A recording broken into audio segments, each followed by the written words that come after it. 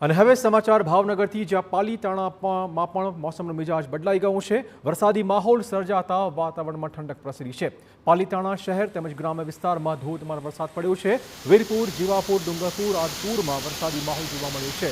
જામવાડી, લુવારવાવ, રાજથડી, સેંજળિયામાં પણ વરસાદી માહોલ સવારથી છવાયો છે। ઘેટી, સોનપુરી, વડાડ, કદમગીરી સહિતના ગામોમાં પણ આજે વરસાદ પડ્યો છે।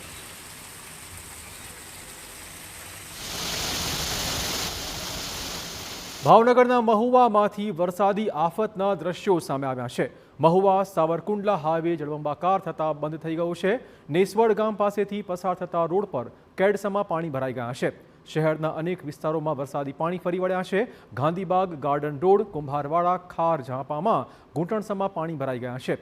તાલુકાના ગ્રામ્ય વિસ્તારમાં પણ ધોધમાર વરસાદી માહોલ જામ્યો છે। કુંભણ, જાદરા, ભાદરા, ગોરસ, મોટા ખૂંટવાડામાં વરસાદી માહોલ છે। આ તરફ બોરડી, સેતરાણા, સેદરડા સહિતના ગામોમાં પણ વરસાદ પડી રહ્યો છે। ભાવનગરમાં વરસાદના કારણે માલણ નદી બે કાંઠે વહી રહી છે। વધુ માત્રામાં આવક થતાં નદીમાં પૂર આવ્યું છે। ધોધમાર વરસાદના પગલે માલણનો ધસમસતો પ્રવાહ જોઈ શકાયો છે। નદી પર કોઝવે પર પાણી ફરી વળ્યું છે।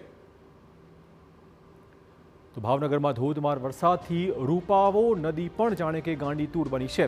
રૂપાબટ્ટી ગામે અને આસપાસના વિસ્તારમાં ભારે વરસાદ ખાબક્યો હતો। નદી બે કાંઠે થતા 30 ગામોને જોડતો રોડ પાણીમાં ગરકાવ થઈ ગયો છે। કોજડી ગામ પાસે આવેલા પુલ પર વરસાદી પાણી ફરી વળ્યું છે।